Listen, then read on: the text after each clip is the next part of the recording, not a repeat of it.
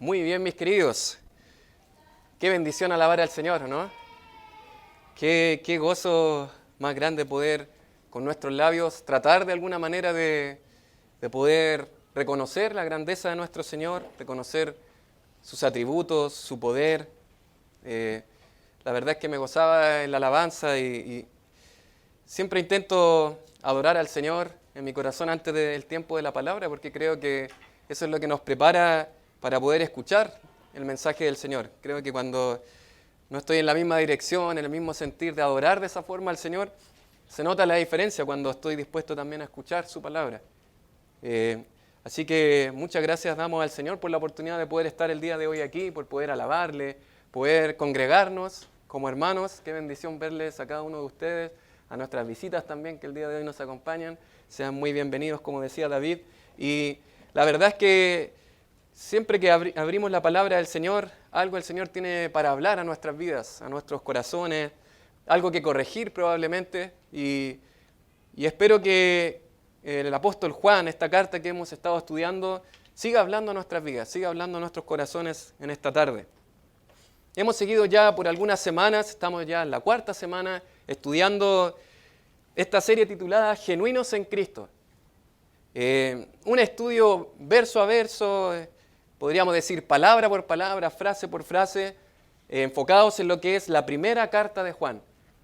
Una carta interesante dentro del Nuevo Testamento. No es tal vez una carta tipo que en el Antiguo Testamento, o sea, que en el Nuevo Testamento observamos como algo común, algo que generalmente se escribía en ese tiempo. Probablemente no es la forma en la que generalmente se escribía una carta. Tal vez otras cartas como la carta a los Colosenses, a los Efesios, son cartas como mucho más acorde a lo que es un estilo de una carta en cuanto a su estilo, su estructura, su conformación. Es por esa razón que esta carta es diferente. Y es una carta que nos ha llevado un poco a analizar nuestras vidas porque podríamos decir es una carta dura. Y cada vez cuando yo la estudio yo me veo muy confrontado por la palabra del Señor porque evalúo si realmente estoy en la fe en primer lugar y evalúo qué clase de creyente soy delante del Señor. Y esa es la carta que hemos estado estudiando, Genuinos en Cristo, una serie llevada a cabo a través de la primera carta de Juan. Para comenzar el día de hoy, mis queridos, yo no sé si en alguna oportunidad cuando usted ha ingresado, ha comprado algo, ha pagado en efectivo, que actualmente no lo hacemos de esa forma, pagamos con tarjeta, pero cuando ha pagado con efectivo en alguna oportunidad, no sé si se ha fijado que la persona que recibe el dinero hace como algo como así, para mirar tal vez el billete y comprobar qué tan verdadero o genuino es. Y lo interesante es, la pregunta es, ¿cómo diferenciar un billete verdadero de uno falso? Bueno, probablemente quienes han trabajado quizás en negocios y han vendido y lo han capacitado en esta área y saben cómo poder evitar estafas de parte de algún comprador, saben un poco las estrategias de cómo poder mirar un billete y poder saber realmente si es verdadero, si es un billete genuino.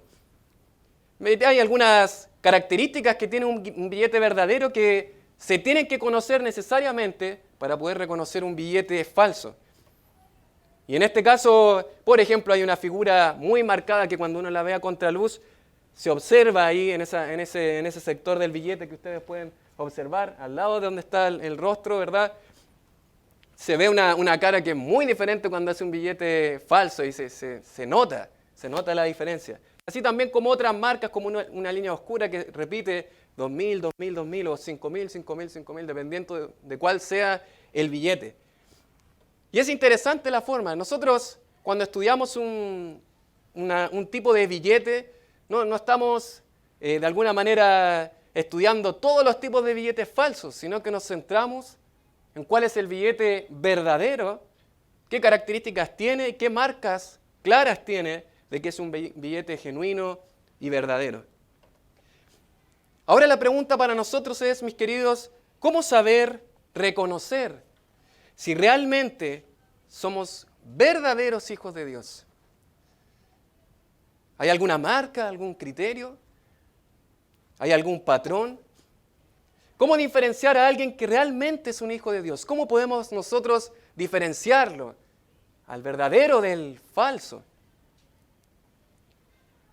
¿Qué marca es la que hace la diferencia? Otra pregunta es, ¿qué es lo que nos asegura que somos genuinos creyentes en Cristo y no somos una farsa, un billete falso? ¿Qué es lo que nos asegura? ¿Nos asegura asistir regularmente a una iglesia? ¿Nos asegura tener una trayectoria? ¿Haber tal vez tomado una decisión hace años atrás y haberme emocionado por algún mensaje que escuché? ¿Haber levantado mi mano? ¿Es eso lo que asegura? ¿Qué marca hace la diferencia? Y mis queridos hermanos, para el apóstol Juan, una de sus primeras marcas es la obediencia. Para Juan, la obediencia hace la diferencia. Puedo parecer un creyente, puedo congregarme como lo hace un hijo de Dios. Puedo pensar que estoy en la luz por los años que llevo asistiendo. Pero una de las marcas más claras que hace la diferencia entre un verdadero, un genuino creyente en Cristo Jesús y alguien que no lo es la obediencia a Cristo. Es por eso que hoy estudiaremos, mis queridos hermanos, a través de la primera carta de Juan, el tema, la obediencia hace la diferencia. La obediencia es la que hace la diferencia. Le invito a ir conmigo ahí a la primera carta de Juan, capítulo 2, y vamos a considerar juntos versos del 1 al 6, y vamos a considerar justamente este tema. La obediencia hace la diferencia. Primera carta de Juan, capítulo 2, versos del 1 en adelante, y leemos juntos en la palabra del Señor. Lo puede ver en pantalla, lo puede ver también en su Biblia. Dice así la palabra del Señor: hijitos míos, estas cosas os escribo para que no pequéis. Y si alguno hubiere pecado, abogado tenemos para con el Padre, a Jesucristo el justo. Y Él es la propiciación por nuestros pecados, y no solamente por los nuestros, sino también por los de todo el mundo. Y en esto sabemos que nosotros le conocemos, si guardamos sus mandamientos. El que dice, yo le conozco, y no guarda sus mandamientos, el tal es mentiroso, y la verdad no está en él. Pero el que guarda su palabra, en este verdaderamente el amor de Dios se ha perfeccionado. Por esto sabemos que estamos en él. El que dice que permanece en él, debe andar como él anduvo. Oramos al Señor. Padre, eres maravilloso, Señor. Gracias, Padre, porque nos permite, Señor, a través de este día, a través de este culto, Señor, reconocer quién eres, Señor. Reconocer tu grandeza, tu poder, Señor. Gracias, Padre, por las preciosas verdades, Señor, que entonamos, Señor. Padre, queremos ahora tener oídos atentos a tu palabra, Señor. Háblanos, Señor. En Cristo Jesús, nuestro Salvador. Amén. La obediencia hace la diferencia.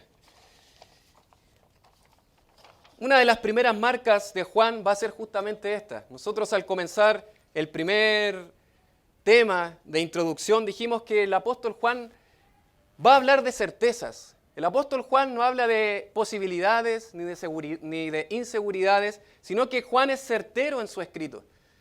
Pero dentro de esta seguridad que él quiere provocar en su audiencia, él va a hablar de 3 filtros en los cuales podemos saber si somos genuinos creyentes o no, los que sirven para asegurar nuestra fe en Cristo. Y una de esas marcas, uno de esos filtros, es la obediencia. Recordemos un poco acerca del contexto de Primera de Juan.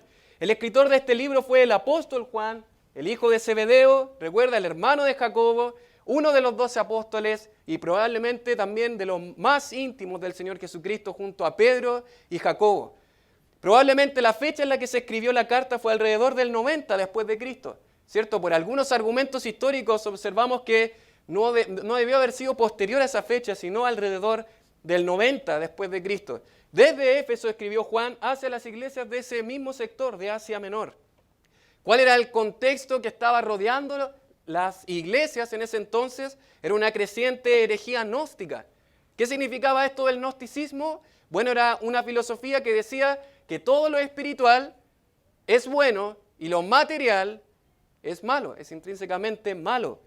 De manera que cuando llegamos a hablar de la persona de Cristo Jesús nos encontramos con problemas, porque estas personas decían que Cristo no era tan hombre como se decía. No es posible que Él haya sido un hombre de carne y hueso como nosotros. ¿Por qué? Porque lo material es malo.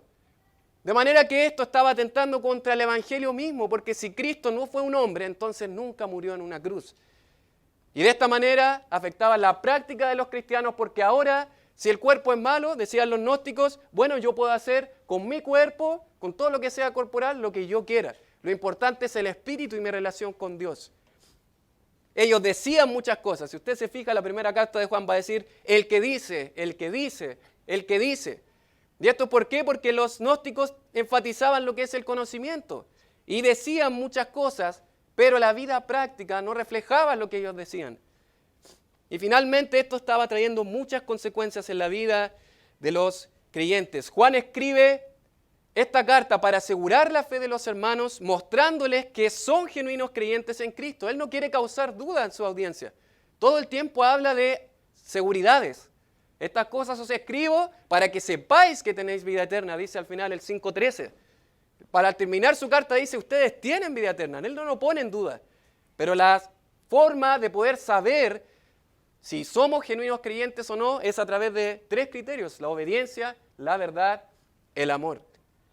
Y la primera marca, el primer criterio del cual va a hablar Juan va a ser justamente en cuanto a la obediencia. Aunque hemos dicho, Juan no es una carta fácil de bosquejar. Primera de Juan no vamos a ver un bosquejo lógico, una argumentación normal, ¿verdad? O no podríamos decirlo más que normal, una argumentación tradicional como la que era del apóstol Pablo en las cartas paulinas.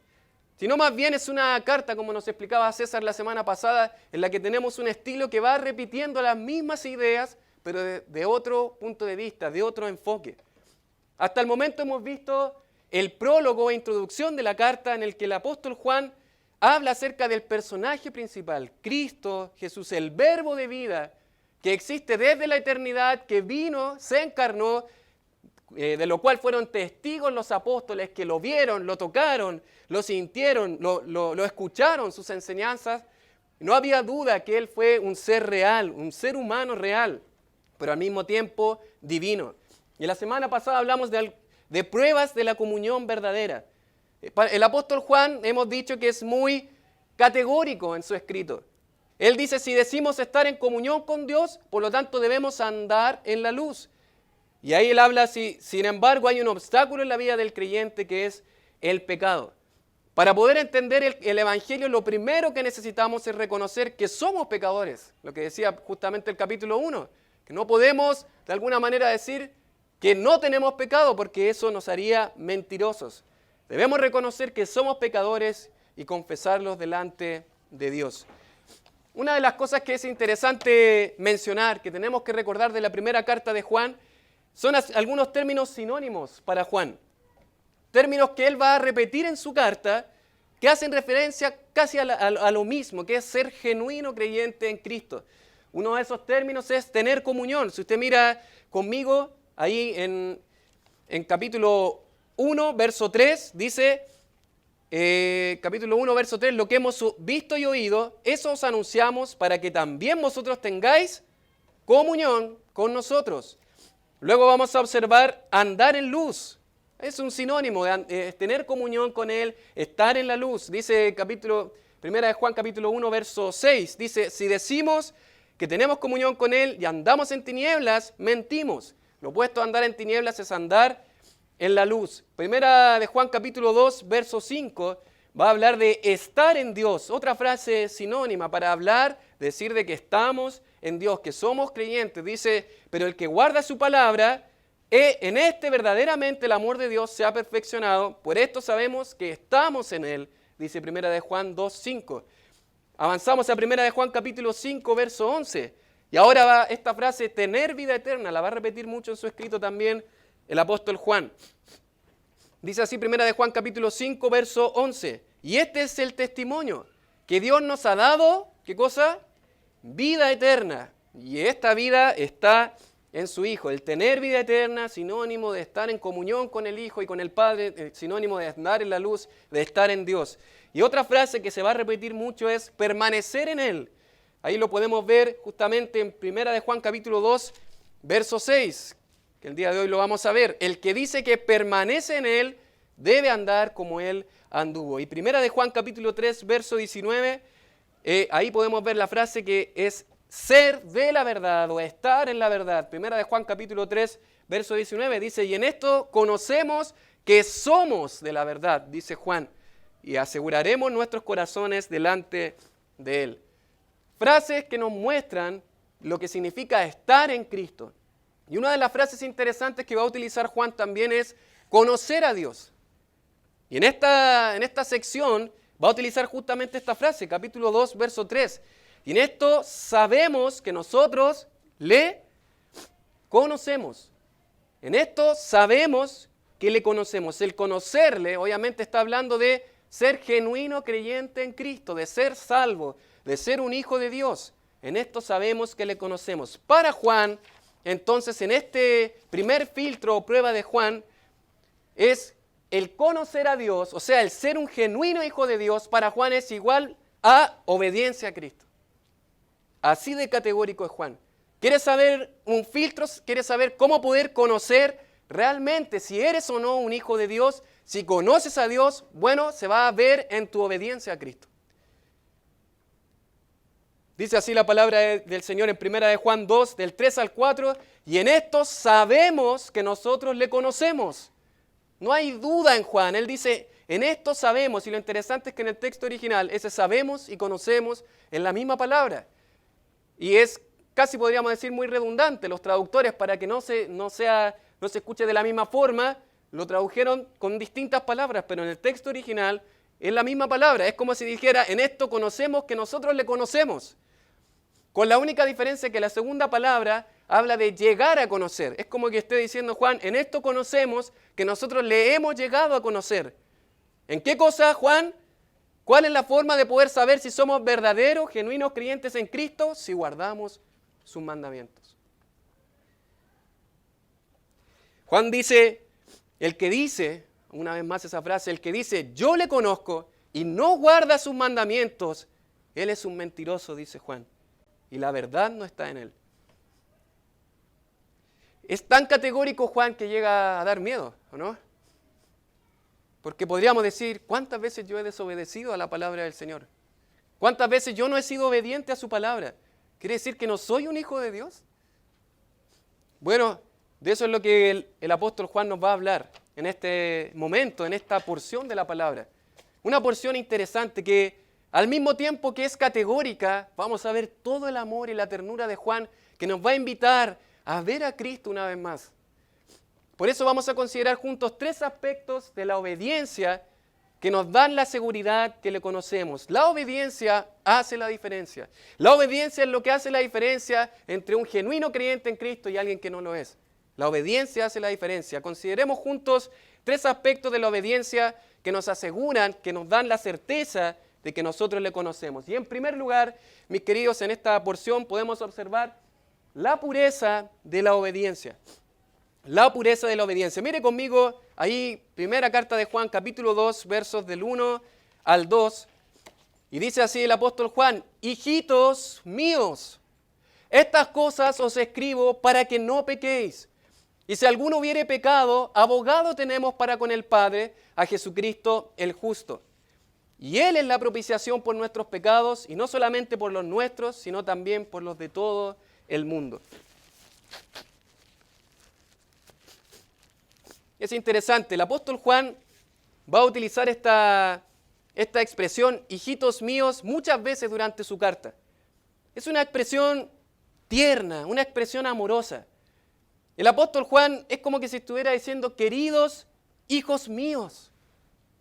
Una expresión posesiva, ¿verdad? Cuando nosotros decimos, mi casa, mi auto, él está diciendo, queridos míos, mis hijos. Es una relación paternal de un padre a un hijo en la cual él está poniéndose al lado de ellos y enseñándoles realmente cuál es la verdad que Él ha escuchado de Dios, del Señor Jesucristo, y Él quiere mostrarles todo su amor, su ternura, su pasión por el Señor. Él es un pastor, cumple una función pastoral y está hablándole a ellos como hijos espirituales, podríamos decir, y le dice: estas cosas os escribo para que no pequéis. Y es tan interesante, mis queridos, porque los pastores, sin lugar a dudas, lo que desean de sus ovejas es que no pequen.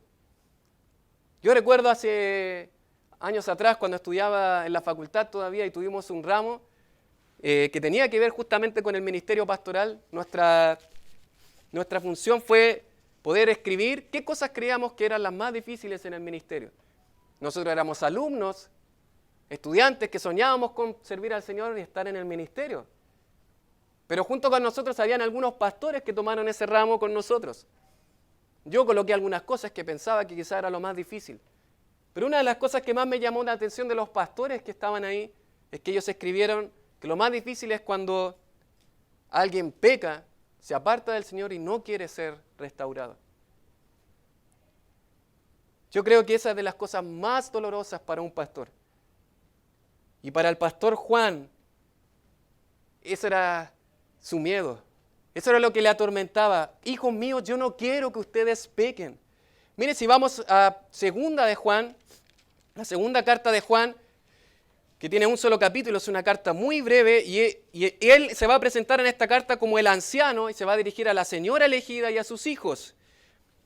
Y en esta carta va a decir en el verso 4, mucho me regocijé porque he hallado a algunos de tus hijos andando en la verdad. El opuesto de lo que está diciendo en primera de Juan, cuando andaron en la verdad, cuando obedecieron a Cristo, Él se gozó. Y eso va a ser un pastor, se va a gozar cuando estén caminando en la verdad, cuando estén tomando buenas decisiones en el Señor. Pero cuando no es así, va a causar dolor. Y Juan no quiere eso, no quiere que pequen, no quiere que sus hijos pequen. Queridos hermanos, esta expresión del pecado, yo creo que el pecado es algo que atenta contra nuestra vida, nuestra relación con el Señor, nos separa de Dios y de nuestra comunión con el Señor, de su palabra, de la comunión con nuestros hermanos, nuestra iglesia local. Anteriormente, la conexión del párrafo anterior con este es justamente el pecado. Anteriormente había dicho Juan, si decimos que no tenemos pecado, nos engañamos a nosotros mismos. Y la verdad no está en nosotros. Dice, si confesamos nuestros pecados, Él es fiel y justo para perdonar nuestros pecados y limpiarnos de toda maldad. El pecado es el contexto de lo que está hablando. Por eso ahora dice, hijitos míos, estas cosas que he dicho del pecado os escribo para que no pequen. El deseo de Juan es que no pequen. Queridos hermanos, debe ser nuestro anhelo caminar en la verdad y no pecar en contra del Señor. Es interesante, esta primera porción se va a enfocar justamente en la pureza, en la santidad.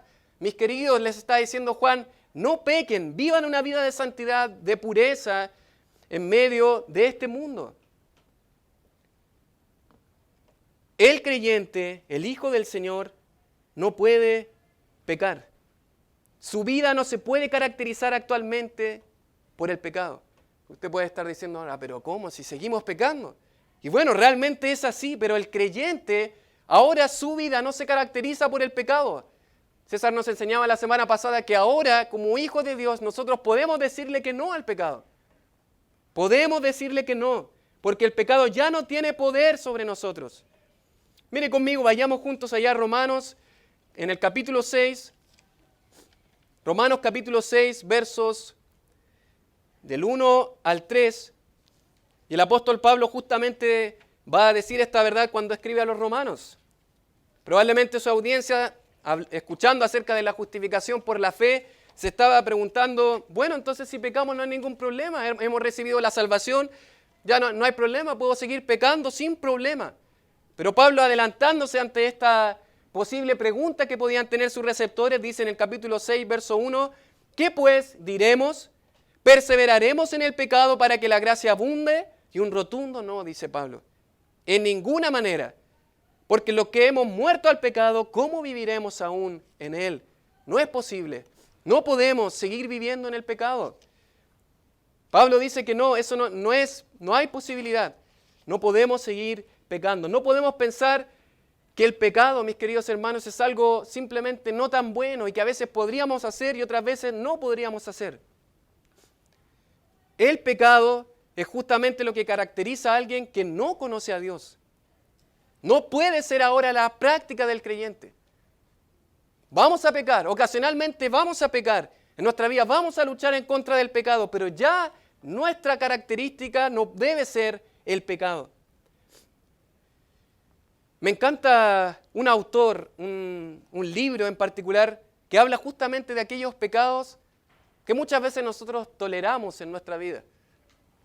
A veces ponemos mucho énfasis en pecados que son más públicos, que podríamos decir son más graves, pero este libro se titula justamente Pecados Respetables. Y el escritor habla acerca de aquellos pecados que nosotros en nuestra vida toleramos muchas veces. Y me encanta cuál es la manera en la que él describe al pecado. Y no debemos olvidar, mis queridos, lo terrible que es el pecado. Él va a comparar el pecado con lo que es un cáncer. Va a hablar acerca de lo que es un cáncer maligno. Él dice la palabra malignidad en el ámbito médico, dice este autor, describe un tumor que tiene un extraordinario potencial para crecer y que se expande invadiendo los tejidos. Sistemáticamente provoca metástasis en otros lados del cuerpo. Si se le deja sin atender, la malignidad tiende a filtrarse y extenderse por todo el cuerpo. Finalmente, provoca la muerte. Y dice este escritor, el pecado es una malignidad espiritual y moral. Esa es la realidad del pecado. El pecado no es simplemente algo, no, fue una mentira por aquí. Fue algo que quizás una mala decisión. Y a veces llamamos a pecado como faltas. A veces lo llamamos simplemente como fracasos.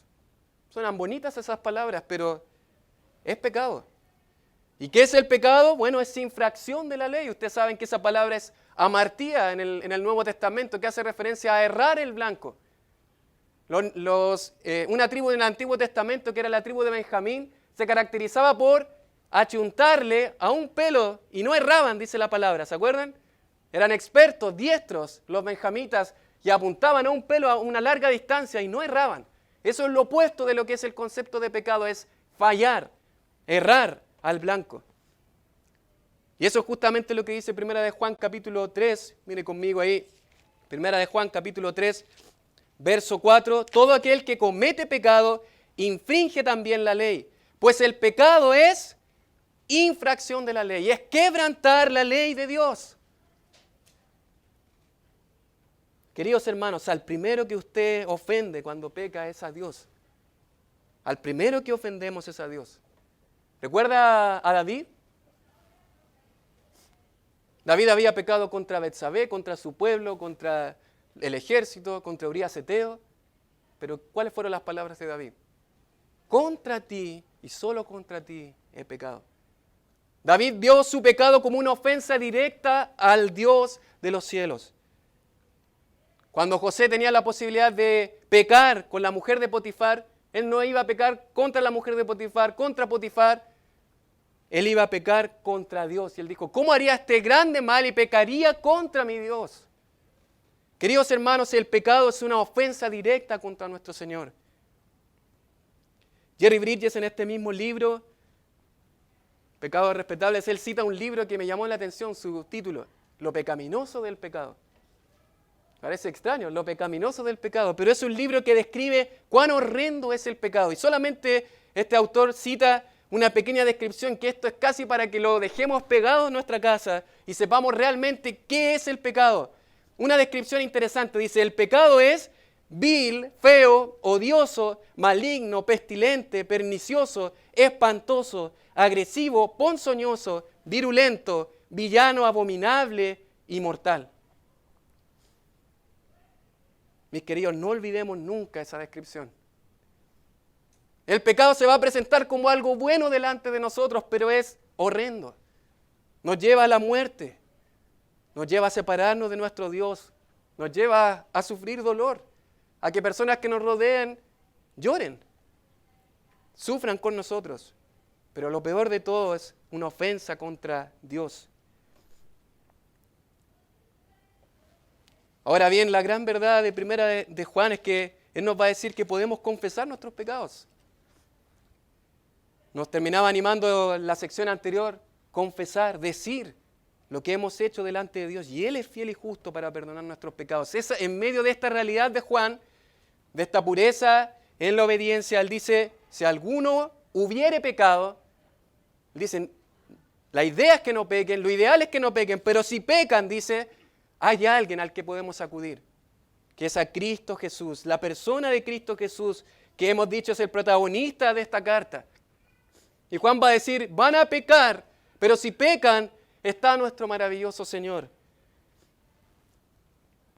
Y va a hablar de Cristo en primer lugar como abogado ante nuestros pecados. Justamente David nos hizo mención de el sumo sacerdocio de Cristo. El sumo sacerdocio de Cristo tiene mucho que ver con lo que es alguien que intercede, un abogado. Y va a decir justamente Juan, abogado tenemos para con el Padre a Jesucristo el justo.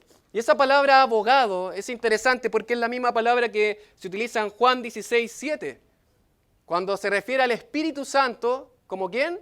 Como el otro consolador. ¿Se acuerda la palabra consolador? Paracletos, que hace referencia a alguien que ayuda, a alguien que está al lado. Se puede traducir como defensor, intercesor o ayudador. Queridos hermanos, si hemos pecado, tenemos a alguien a quien correr libremente, acudir a Él. El Señor Jesucristo habla en nuestra defensa. Tenemos que imaginarnos una corte. Tenemos que imaginarnos a un juez justo, Dios, el Padre, frente a nosotros. Nosotros somos los que estamos delante del juez. Hay un acusador que es el diablo, Satanás, que está acusándonos a nosotros delante del Padre, diciéndoles, Él ha pecado, Él ha hecho esto y esto. Pero va a haber un abogado defensor, que es el Señor Jesucristo, que no es cualquier abogado, que es un abogado justo. Aquellos que creían en esta filosofía del gnosticismo negaban la verdadera humanidad y deidad de Cristo. Por eso no es casualidad que Juan le llame el justo. Hablando de su deidad, hablando de Él como Dios. Él es Dios mismo, por eso es justo. En Hechos 3:14, el apóstol Pedro va a dirigirse en este discurso a aquellas personas y va a decir, mas vosotros negasteis al santo y al justo. El Señor Jesucristo, quien actúa como mediador y abogado defensor para todos los que en Él confían. Él es nuestro abogado. Generalmente los abogados intentan defender la inocencia de sus clientes, ¿o no? Intentan defender y decir, mi cliente es inocente. Él es inocente. Lo interesante es que Cristo nos defiende sabiendo que somos culpables. Él puede defendernos no por nuestros medios, sino por sus propios medios. Mire conmigo allá en Romanos capítulo 8, versos del 33 al 34.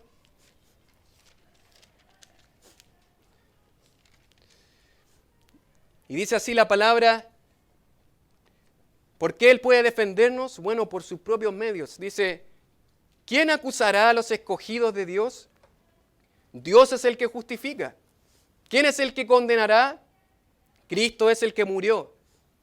Más aún, el que también resucitó, el que además está a la diestra de Dios, el que también intercede por nosotros.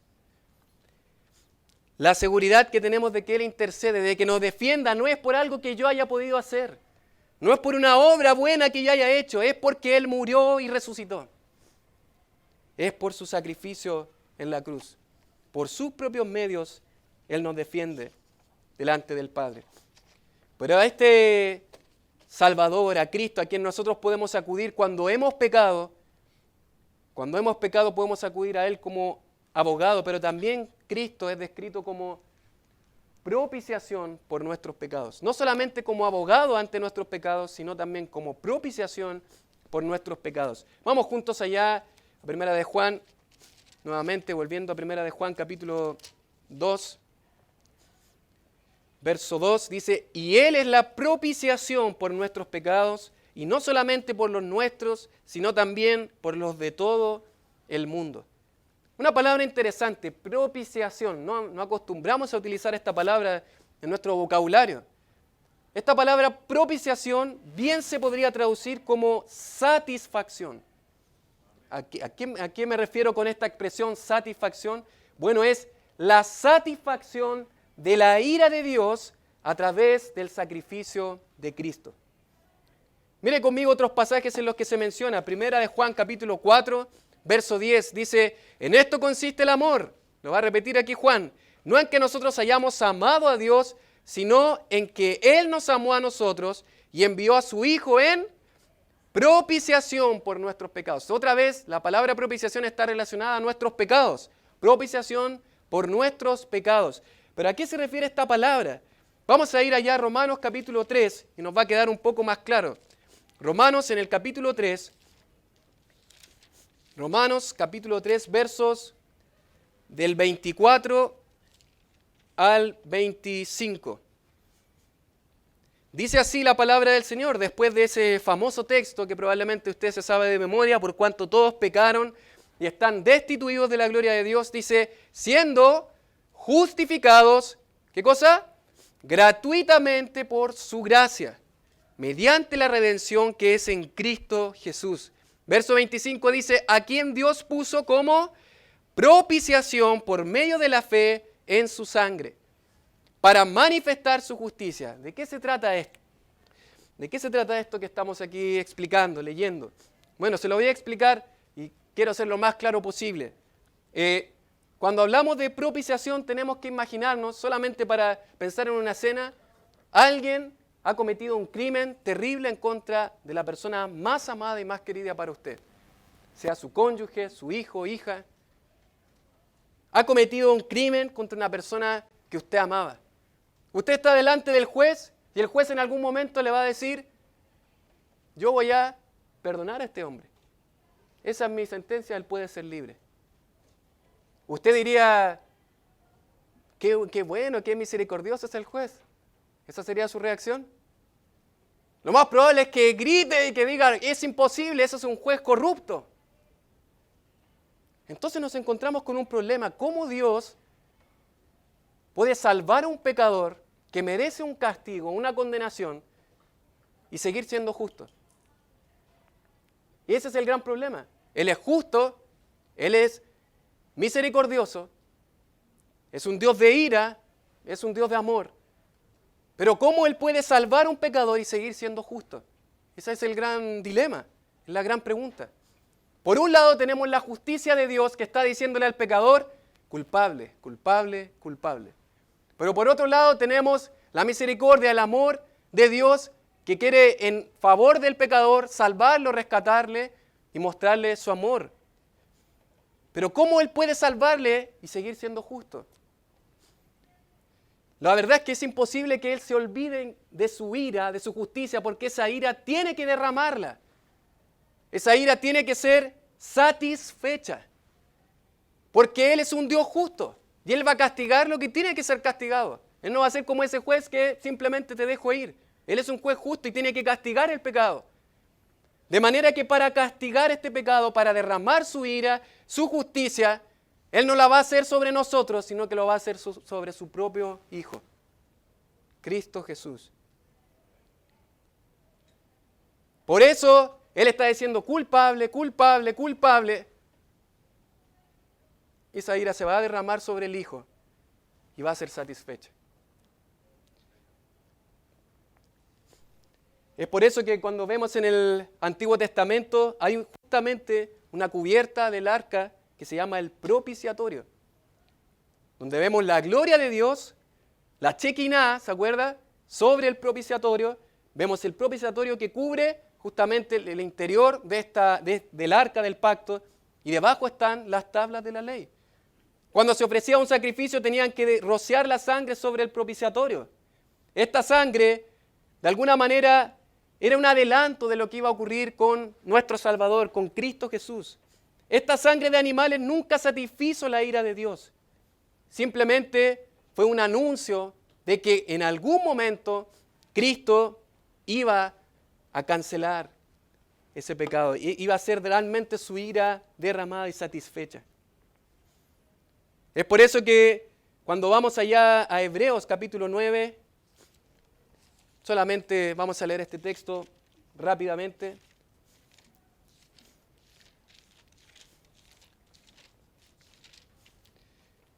Hebreos capítulo 9, verso 23 en adelante, dice: fue pues necesario que las figuras de las cosas celestiales fueran purificadas así, pero las cosas celestiales mismas con mejores sacrificios que estos. Porque no entró Jesús en el santuario hecho de mano, figura del verdadero, sino en el cielo mismo para presentarse ahora por nosotros ante Dios. Y no para ofrecerse muchas veces, como era en el Antiguo Testamento, como entra el sumo sacerdote en el lugar santísimo cada año con sangre ajena. De otra manera le hubiera sido necesario padecer muchas veces desde el principio. Pero ahora, en la consumación de los siglos, se presentó una vez para siempre por el sacrificio, no de un animal, sino de sí mismo, para quitar de en medio el pecado. Lo que hacían los animales en el Antiguo Testamento cubrían el pecado. Por eso justamente se llamaba así el día de la expiación. Pero lo que hace el Cordero Perfecto es quitar nuestro pecado. Queridos hermanos, en primer lugar hemos visto la pureza de la obediencia. Podemos acudir a Cristo, a nuestro Salvador, como abogado, como propiciación, si hemos pecado delante de Él. En segundo lugar, consideramos juntos la práctica de la obediencia. Y dice ahí desde el verso 3 al 5, el apóstol Juan, en primera de Juan, capítulo 2, dice: y en esto sabemos que nosotros le conocemos. La misma palabra, recuerde, conocemos que nosotros le conocemos. ¿De qué manera? Si guardamos sus mandamientos. Ya ha dicho, debemos andar en pureza, debemos no pecar. Si pecamos, tenemos abogado, tenemos a Cristo como propiciación por nuestros pecados. Pero ahora dice, en esto tenemos la seguridad de que somos hijos de Dios, de que le conocemos, si guardamos sus mandamientos.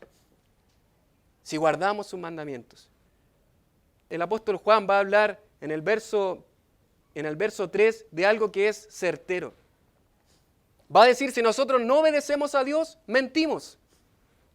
Verso 4 va a decir lo mismo que en el verso 3, pero ahora lo va a decir en forma negativa. El que dice, yo le conozco y no guarda sus mandamientos, el tal es mentiroso y la verdad no está en él. Si decimos que le conocemos y no le obedecemos, entonces estamos mintiendo. De manera que si nosotros estamos diciendo algo por el estilo, estamos finalmente en tinieblas, según lo que ha dicho el capítulo 1. Sinónimo de estar en tinieblas es que no estamos en comunión con Dios. Y sinónimo de que no estamos en comunión con Dios para Juan es que no somos salvos. No somos hijos de Dios. Algo que caracteriza a un no creyente es la desobediencia. ¿Se acuerda de Efesios 2:2? Dice, el espíritu que opera en los hijos de desobediencia. Pero eso no puede ser una característica del creyente.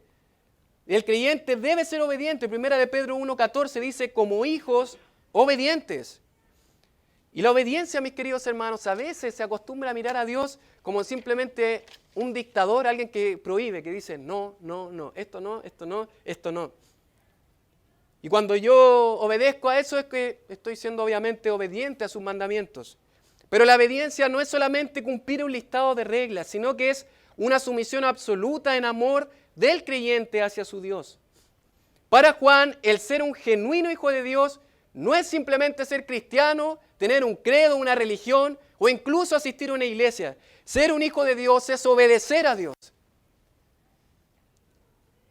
Mis queridos hermanos, debemos entender que la obediencia a Dios, cuando no obedecemos a Dios, la desobediencia delante de Dios, el pecado, no es simplemente algo que parece malo, que produce vergüenza y dolor en mi vida, sino que es una ofensa directa contra nuestro Dios. La verdadera comunión, conocer a Dios, el tener vida eterna, el estar en Dios, se demuestra a través del filtro de la obediencia. Miren algunos textos que podemos observar ahí en Juan capítulo 14, verso 15. Dice así la palabra del Señor. Estas palabras las dijo Juan, las escribió Juan, pero las estaba diciendo el Señor Jesucristo. Dijo el Señor Jesucristo, si me amáis, guardad mis mandamientos. Hay una estrecha relación entre lo que es amar a Dios y obedecer a Dios. En el verso 5 dice, pero el que guarda su palabra, en este verdaderamente el amor de Dios se ha perfeccionado. Hay una estrecha relación entre amar a Dios y obedecer a Dios. No podemos decir que amamos a Dios si no le obedecemos. Yo le puedo preguntar, ¿ama usted a Dios? ¿Ama verdaderamente a Dios? Bueno, obedezca a Dios. Obedezca a su palabra. Obedezca a sus enseñanzas, a su ley. Obedezca al Señor Jesucristo. Él dijo, si me aman, si realmente me aman, guarden mis mandamientos. No en vano le dijo al apóstol Pedro 3 veces, me amas, me amas, me amas, pero eso se tenía que demostrar en algo, en que apacentara a sus ovejas. Dice también Juan capítulo 14, verso 21, el que tiene mis mandamientos y los guarda, ese es el que me ama. Y el que me ama será amado por mi Padre, y yo le amaré y me manifestaré a él.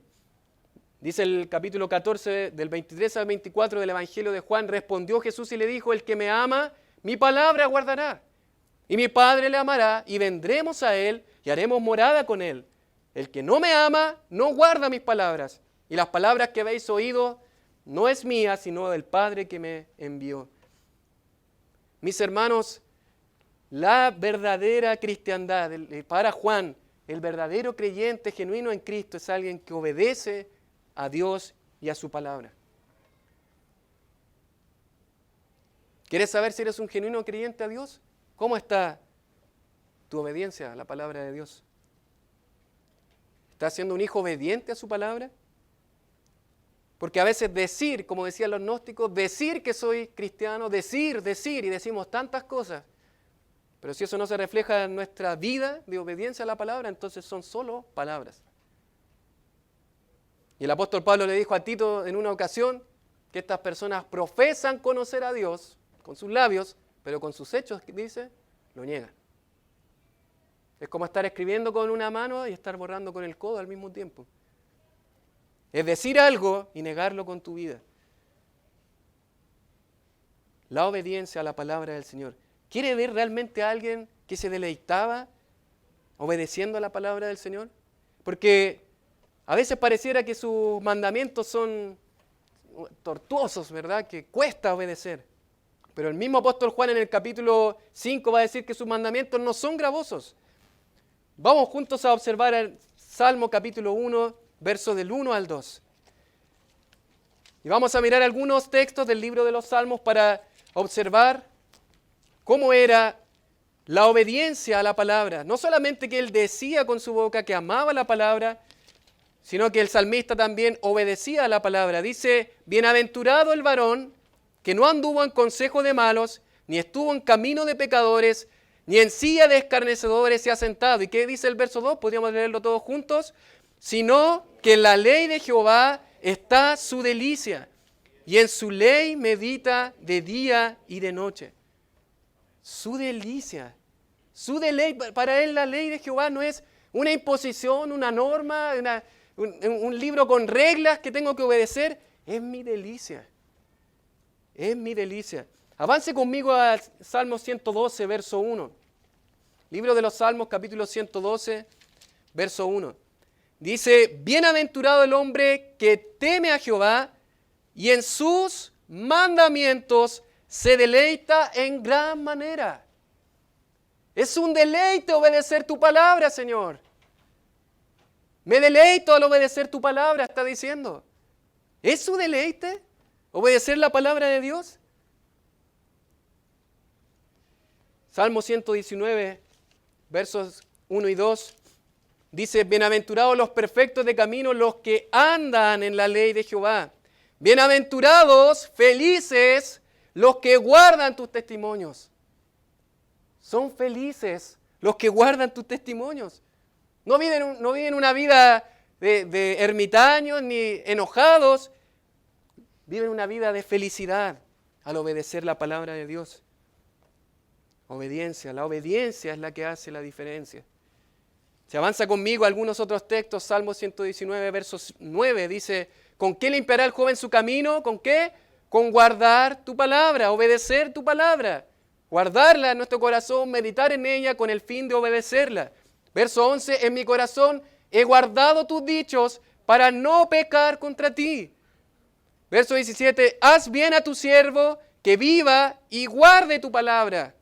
Verso 33, enséñame, oh Jehová, el camino de tus estatutos y lo guardaré hasta el fin. Guardar la palabra de Dios. Obedecer a la palabra de Dios. Mi deleite no son las series, las películas, las cosas que me ofrece este mundo, lo que pueda observar en mi vida, en mi trabajo, mis colegas. Mi deleite es obedecer tu palabra. Dice, dame entendimiento y guardaré tu ley y la cumpliré de todo corazón. ¿Es así la palabra para usted? ¿Es su deleite? ¿La cumple, la obedece de todo corazón? Porque es la obediencia la que hace la diferencia. Para finalizar, mis queridos hermanos, hemos considerado la pureza de la obediencia, vivir en santidad, no pecar delante de Dios. Hemos considerado la práctica de la obediencia, pero finalmente podemos observar también la permanencia en la obediencia.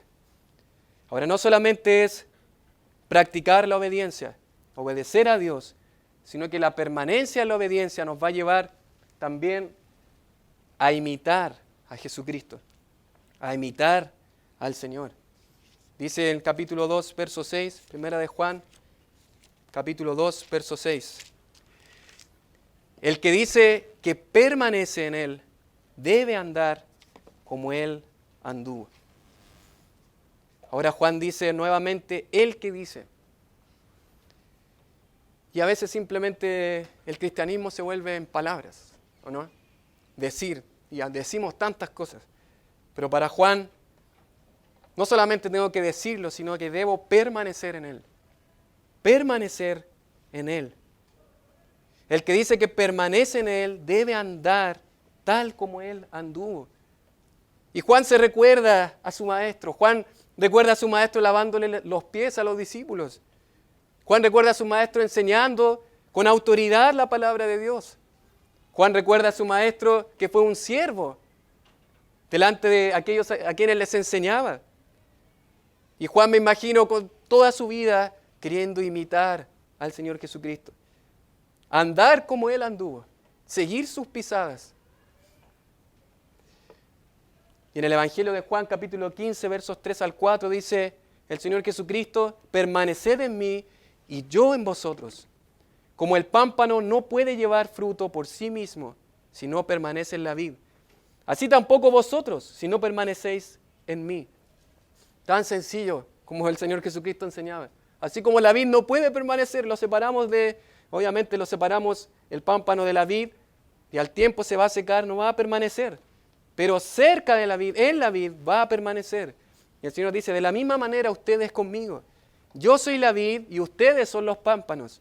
Del que permanece en mí, dice el Señor, y yo en él, éste lleva mucho fruto. Porque separados de mí, nada podéis hacer. Nada podéis hacer. No solamente observamos la pureza de la obediencia, la práctica de la obediencia, sino también la permanencia en la obediencia. Y el objetivo del creyente es permanecer obedeciendo a la palabra de Dios, permaneciendo obedeciendo a Dios, permanecer obedeciendo a Cristo, a sus enseñanzas, a sus mandatos. Dice la palabra del Señor, pero si andamos en luz, como Él está en luz, tenemos comunión unos con los otros, y la sangre de Jesucristo, su Hijo, nos limpia de todo pecado. Otra vez Jesús les habló diciendo, yo soy la luz del mundo, el que me sigue no andará en tinieblas. Es una expresión muy común en el Nuevo Testamento, el andar. Se refiere no simplemente a que yo en ocasiones decido obedecer a Dios, sino que ando con Dios, camino con Dios. Andar en la luz, no andar en tinieblas. Y mire, el apóstol Pablo utiliza esta palabra mucho. El capítulo 1 de Colosenses, verso 10, dice, para que andéis como es digno del Señor, agradándole en todo, llevando fruto en toda buena obra y creciendo en el conocimiento de Dios. No es solamente obedecer una vez, es una vida de obediencia que permanece fiel, que anda como el Señor anduvo. Es imitar a Dios, es imitar a Jesucristo. ¿Quieres ser un imitador de Dios? ¿Quieres ser un imitador de Jesucristo? Debe permanecer firme en Él, en la vid. Queridos hermanos, para Juan nos enseña al día de hoy que la forma en la que usted y yo podemos reconocer que somos genuinos hijos de Dios es la obediencia. La obediencia hace la diferencia. ¿Cómo es nuestra obediencia a Cristo? ¿Cómo es nuestra obediencia a Cristo? ¿Andamos en pureza? Y si pecamos delante de Dios, ¿confesamos nuestros pecados? Mis queridos, no dejemos que pase un día sin confesar nuestros pecados delante de Dios. Imagínense el dolor que produce en el corazón de Dios cuando pecamos, le fallamos, le somos infieles, desleales. No nos demoremos en correr a Él y confesar nuestros pecados. ¿Practicamos la obediencia en sumisión y amor a Dios? Y finalmente, ¿estamos andando en obediencia, imitando a Cristo en nuestra vida? ¿Cómo es nuestra obediencia a Cristo? Y si hay algo que confesar hoy, puede ser el momento para hacerlo. Quizás no he andado con el Señor, quizás no he sido obediente a su palabra. Hemos observado que la pureza es la obediencia, hemos observado la práctica en la obediencia y finalmente la permanencia en la obediencia. Pero yo quiero que haga esa pregunta, ¿cómo estoy obedeciendo a Cristo? ¿Soy realmente un genuino hijo del Señor a la luz de lo que Juan enseña? Es duro. Pero si pecamos, tenemos a nuestro abogado al cual podemos acudir. Él nos defiende. Y yo aquí no podría terminar el sermón sin decirles que acudamos a nuestro abogado. Que vayamos delante de Él y confesemos nuestros pecados. Porque Juan no solamente nos va a hablar de lo categórico. El que es hijo de Dios obedece, sino que nos va a invitar a ir a nuestro Señor y confesar nuestros pecados. Confiese ahora sus pecados delante del Señor. Hable con su Señor. Le invito a orar.